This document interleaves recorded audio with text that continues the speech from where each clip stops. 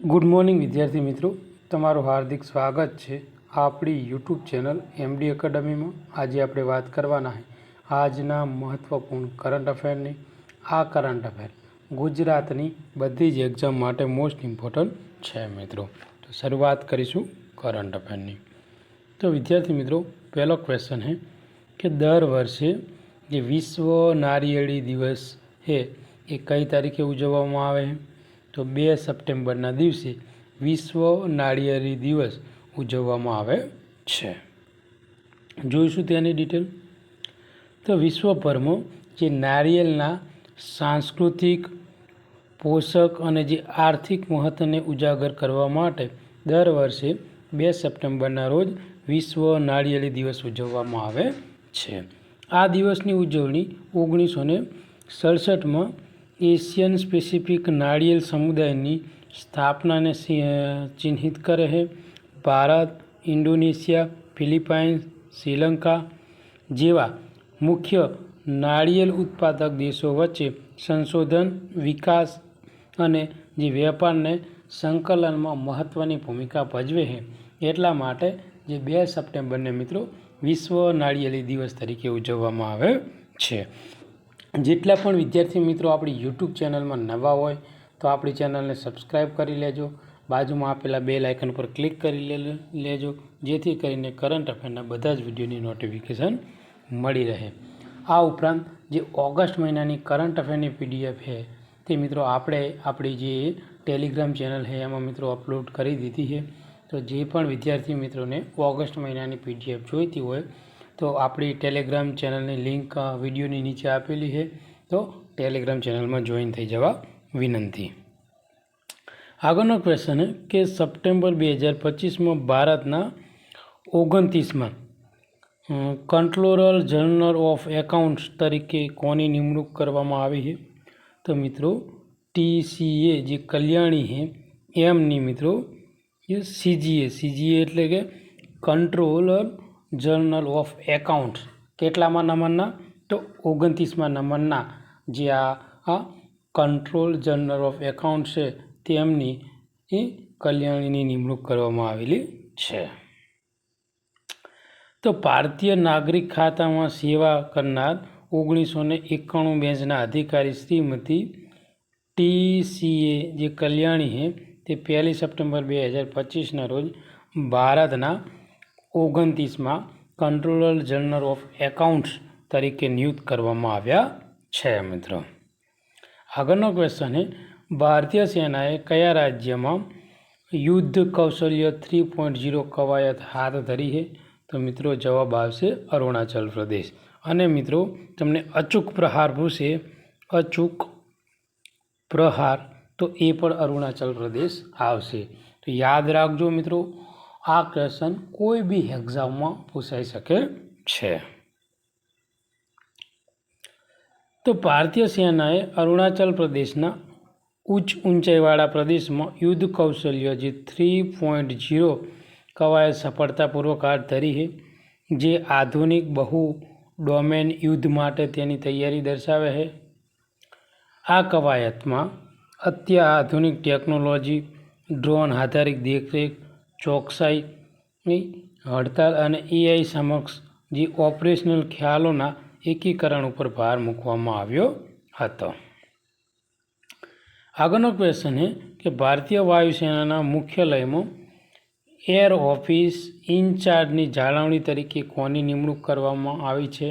તો જવાબ આવશે એર માર્શલ સંજીવ જે ધુરતિયા છે તેમની નિમણૂક કરવામાં આવેલી છે મિત્રો। તો એર માર્શલ જે સંજીવ ધુરતિયા છે તેમને મિત્રો ભારતીય વાયુસેનાનું જે મુખ્યાલય છે ત્યાં એર ઓફિસર ઇન્ચાર્જ મેન્ટેનન્સ તરીકે તેનો કાર્યભાર સંભાળવાના છે। અને 37 વર્ષની વિશિષ્ટ સેવા કારકિર્દી સાથે તેઓ ઉડ્ડયન લોજિસ્ટિક અને જાળવણીમાં તેમની ઊંડી તકનીકી કુશળતા અને તેમના નેતૃત્વ તરીકે તેઓ મિત્રો જાણીતા છે।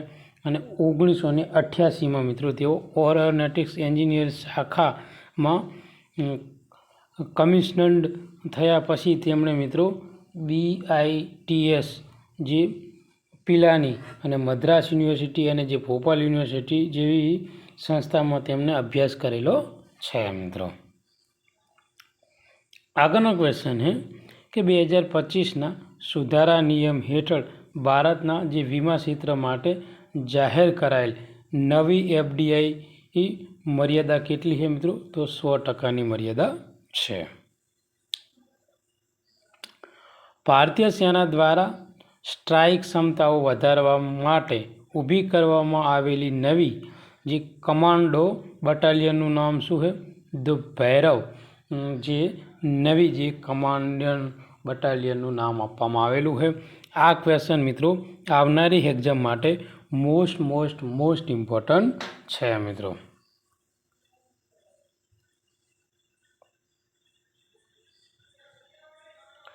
તો ભારતીય સેનાએ મિત્રો તેની હડતાલ ક્ષમતાને નોંધપાત્ર રીતે વધારવા માટે ભૈરવ નામની 5મી નવી કમાન્ડો બટાલિયન બનાવી છે.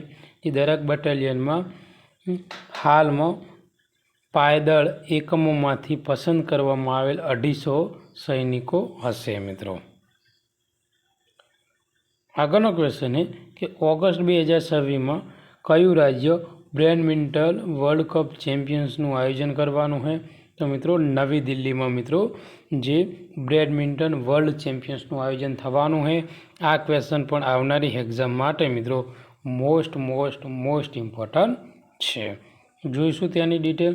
તો ઓગસ્ટ 2026માં પ્રતિષ્ઠિત બેડમિન્ટન વર્લ્ડ ચેમ્પિયનશિપનું આયોજન કરવા માટે નવી દિલ્હીની પસંદગી કરવામાં આવી છે.